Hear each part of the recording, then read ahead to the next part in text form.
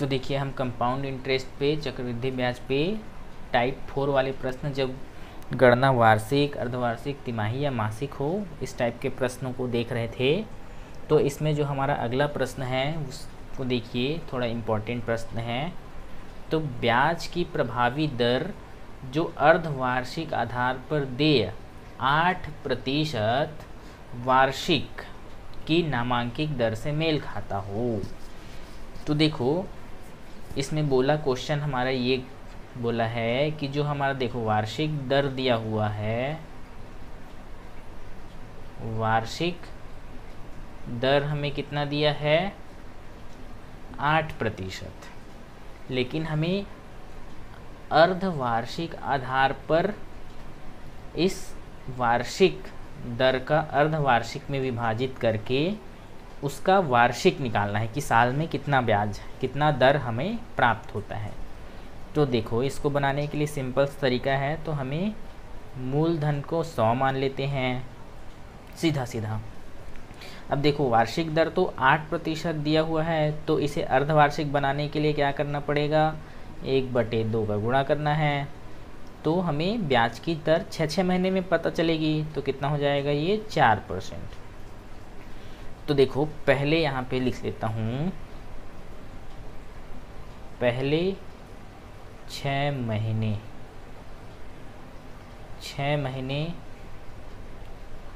के लिए, तो पहले 6 महीने के लिए देखो 100 रुपये हमारा मूलधन है, तो ब्याज कितना हो गया है 4%।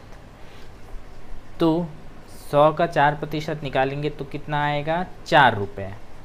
ठीक है, अब यहाँ पे दूसरे 6 महीने के लिए, अगले 6 महीने के लिए तो क्या करेंगे हम, इसका तो 4% निकालेंगे ही निकालेंगे, तो कितना आ जाएगा 4 प्लस इसका भी 4% निकालेंगे, तो कितना हो जाएगा ये 0.16, 4 चौक 16, 16 में 100 का भाग दो तो 0.16। तो इस तरह से देखो, तो टोटल अब 1 साल, पहला 6 महीना पहले, दूसरा 6 महीना, तो टोटल इधर कितना हो गया 12 महीना, 12 महीना मतलब 1 साल। तो 1 साल के लिए हमारा कितना ब्याज आया, तो इन दोनों को जोड़ दो, 4 4 8, 8.16, 8.16। ठीक है, तो देखो हमें अगर ये तो 6 महीने में निकाले, अब हम वार्षिक दर 8% के हिसाब से निकालते, तो देखो तो 100 रुपये का सीधा सीधा 1 साल के लिए निकालते, तो 8% निकालते तो कितना आता, 100 का 8%, 8 रुपये। तो जो हमारा दर आया, तो इसी को ही हम दर मानते हैं, ले लेते हैं कि जो 6 महीने में हमारा दर था 8.16, उसका साल का हुआ, तो वार्षिक का 8% के हिसाब से उसका 8%। ठीक है, तो देखिए यहाँ पे यही बोला गया है कि ब्याज की प्रभावी दर जो अर्धवार्षिक आधार पर दे 8% वार्षिक की नामांकित दर से मेल खाती है।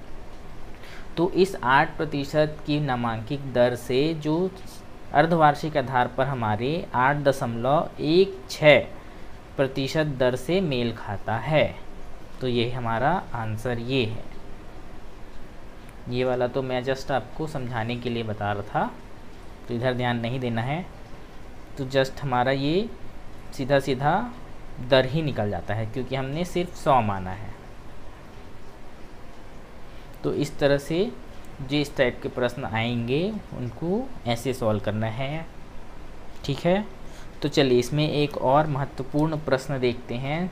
फिर जो हमारे ये टाइप 4 है, ये टाइप 4 वाले जो अर्धवार्षिक, तिमाही, मासिक वाले प्रश्न हैं, ये हमारे ख़त्म हो जाएंगे।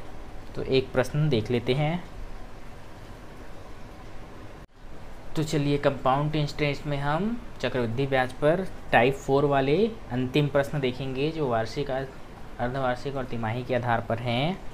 तो इस हिसाब से हमारा जो अंतिम प्रश्न है, अंतिम टाइप के प्रश्न, वो ये है कि देखिए, राजू ने अपने दोस्त से 60,000 रुपये 10% प्रति वर्ष की दर से, मतलब ये जो दर है वो 1 वर्ष का दर है, से 1.5 वर्ष के लिए, 1 सही 1/2 मतलब 1 वर्ष 6 महीने के लिए, 1 वर्ष 6 महीने के लिए कर्ज लेता है। उसने समान राशि, समान ब्याज की दर से समान अवधि मतलब समान समय के लिए दूसरे दोस्त को उधार दे देता है।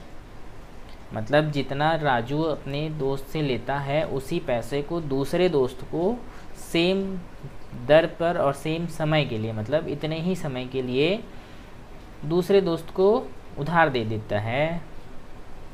तो राजू के द्वारा ली गई राशि और दी गई राशि में अंतर ज्ञात करना है जब ब्याज की गणना अर्धवार्षिक हो। मतलब ये कहता है कि जब राजू लेता है तो वो वार्षिक आधार पर लेता है,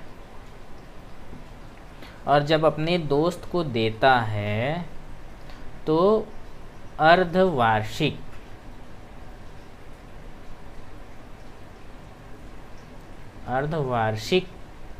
गणना के आधार पर देता है। तो इन दोनों का हमें अंतर ज्ञात करना है। ठीक है, तो हमें पहले वार्षिक निकालते हैं। तो देखो, ये हमारा पहला वार्षिक गणना है, वार्षिक गणना। ठीक है, तो वार्षिक गणना में 60,000 रुपये हैं का 10% के हिसाब से पहले वर्ष में देखो, तो पहले वर्ष में कितना हो जाएगा 10% के हिसाब से 1 शून्य कट जाएगा तो 6,000 रुपये आया। अब दूसरे वर्ष के लिए करेंगे तो 10% के हिसाब से निकला तो 6,000 प्लस फिर इसका भी 10% निकालेंगे तो कितना आ जाएगा 600, इसका 10% 600। पर हमें सिर्फ 1 साल और 6 महीने का निकालना है, तो ये हमारा कितना पूरे साल भर का निकला है, तो इसका आधा कर दो तो 6 महीने का निकल जाएगा। तो कितना आ जाएगा ये, इसका 3,000 हो गया प्लस ये 300, तो ये 6 महीने का कितना निकल गया 3,300 रुपये। ठीक है, तो अब ये 1 साल का ये है ब्याज 6,000 और 6 महीने का 3,300, दोनों को जोड़ दो तो इसका टोटल ब्याज हमें पता चल जाएगा। कितना आ जाएगा ये 6,3,9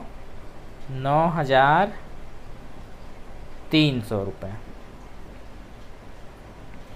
तो ये हमारे वार्षिक आधार पर 1.5 वर्ष का ब्याज इतना आया इस 60,000 पर। तो अब देखो, इधर हम अब अर्धवार्षिक आधार पर गणना करते हैं। अर्धवार्षिक आधार पर गणना करेंगे तो जो हमारा प्रतिशत है वो क्या हो जाएगा, आधा हो जाएगा। कितना हो जाएगा 5%। तो अब अर्धवार्षिक है तो 3 बार होगा, मतलब 6 महीने में ब्याज देंगे तो 6 महीने, फिर 6 महीने 2 बार 1 साल होगा, फिर तीसरा 6 महीना मतलब 3 बार हमें निकालना पड़ेगा। तो देखो 6 महीने पहले 6 महीने के लिए है, तो पहले 6 महीने के लिए हमारा 60,000 का 5% कितना होगा 3,000 रुपये आएगा। फिर दूसरे 6 महीने के लिए फिर क्या निकालेंगे, इस 60,000 का ही 5% निकालो तो कितना आ जाएगा, ये 3,000 आ जाएगा। अब इसका भी हमें निकालना पड़ेगा, तो इसका 5% निकालेंगे तो कितना आ जाएगा 5 × 15 150 रुपये। तो दूसरे 6 महीने का हमारा निकल गया। अब तीसरे 6 महीने का निकालेंगे तो अब हमारा पूरा 1.5 साल होगा। 6 महीने निकला मतलब अभी ये 1 साल का निकला है। अब अगले 6 महीने का भी निकालना है, तब हमारा 1.5 साल का होगा। तो अगले 6 महीने के लिए फिर से इसका 5% निकला, तो कितना आ गया 3000, प्लस इसका निकाले पहले वाले ब्याज का तो 150, प्लस अब इसका निकालेंगे तो ये भी 150, प्लस अब इसका निकालें 150 रुपये का 5%, तो कितना आएगा 15 पंचे 75, 7 रुपये 50 पैसे। तो ये हमारा तीसरे 6 महीने का निकल गया। तो अब तीनों को जोड़ दो तो कितना हो जाएगा 3 3 6 3 9, 9000 ये हुआ, प्लस 150 300 450, तो कितना हो गया 9450। तो 50 में 7 जोड़ा तो 57, तो ये कितना हो जाएगा 9457.50 रुपये। ठीक है, तो ये आ गया हमारा अर्धवार्षिक आधार पर 1.5 साल का समय, पूरा 1.5 साल हो गया। तो 1.5 साल का ब्याज इसमें इतना आया, और जो हमारा वार्षिक आधार पर था वो कितना था 9300।